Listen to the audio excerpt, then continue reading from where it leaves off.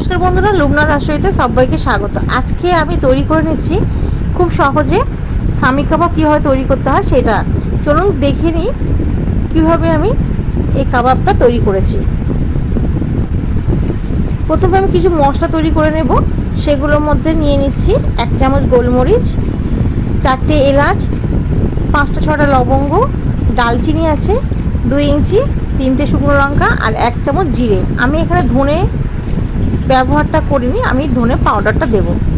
এই সমস্ত কিছুকে এবার শুকনো খোলায় ভালো মতো ভেজে নিয়ে একটা পাউডার বানিয়ে নেব।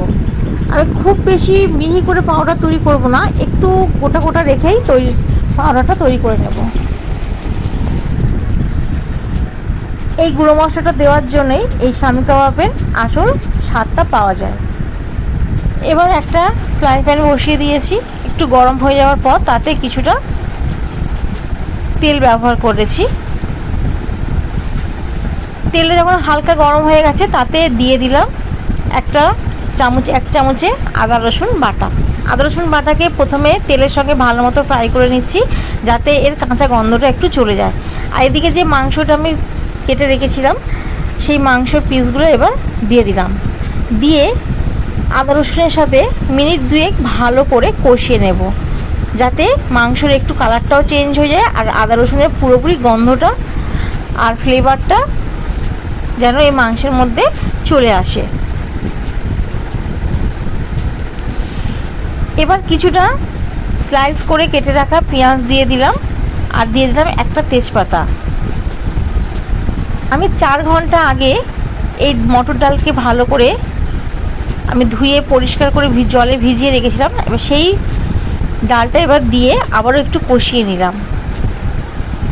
মিনিট 5 কষিয়ে নিয়ে এবার সমস্ত কিছু দিয়ে দিলাম প্রেশার কুকারে।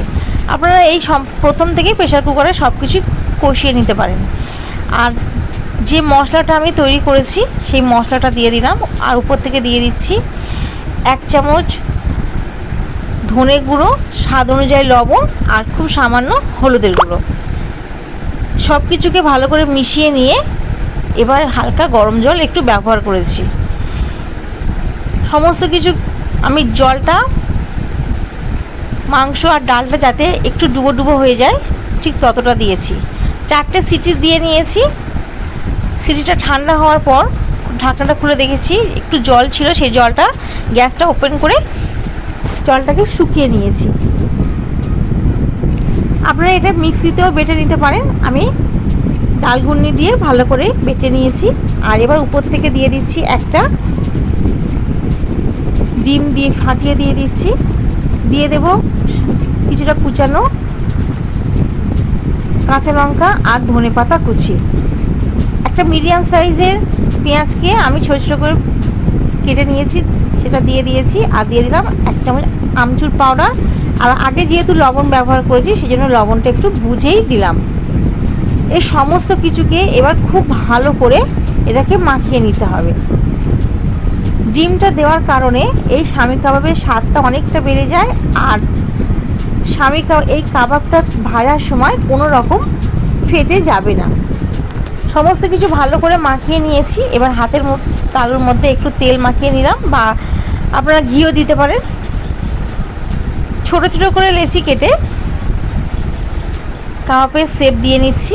একে একে এরকমভাবে সমস্ত কাবাবটা আমি তৈরি করে নিচ্ছি।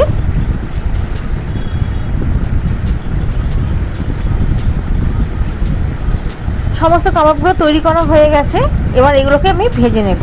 আপনারা স্যালো ফ্রাই করতে পারেন। আমি অল্প করে তেল দিয়ে এটা স্যালো ফ্রাই করে নিচ্ছি। আর যেহেতু আমি এখানে ডিমের ব্যবহার করেছি সেই জন্য কোনো রকমভাবেই এই কাবাবটা মাঝখান থেকে ফেটে যাওয়ার ভয় থাকবে না। আমি অর্ধেকটা ডুবো ডুবো তেলে কাবাবটা ভেজে নিচ্ছি। এক পিঠ যখন হালকা কালার ধরতে শুরু করেছে আমি সমস্তগুলোকে উল্টে পাল্টে ভেজে নেব। আর গ্যাসের ফ্লেমটা লো টু মিডিয়ামে রেখেছি, একদম হাইতে করে দিইনি, তাহলে উপর থেকে কালারটা ধরে যাবে আর ভিতরে ভালো মতো ভাজা হয় না। দু পিঠই খুব ভালো মতো ভেজে আমি কাবাবগুলোকে এবার তুলে নেব। যদি আপনাদের এই ভিডিওটা ভালো লেগে থাকে তাহলে একবার বাড়িতে তৈরি করার অনুরোধ রইল। আর আমার চ্যানেলকে সাবস্ক্রাইব করবেন, পাশে থাকা বেল আইকনটি প্রেস করবেন, লাইক কমেন্ট এবং শেয়ার করবেন। তৈরি করে নিলাম আজকের রেসিপি শামি কাবাব। আজ তাহলে এই পর্যন্ত, আবারও ফিরে আসবো নতুন কোনো ভিডিও নিয়ে। ততক্ষণ ভালো থাকবেন, সুস্থ থাকবেন।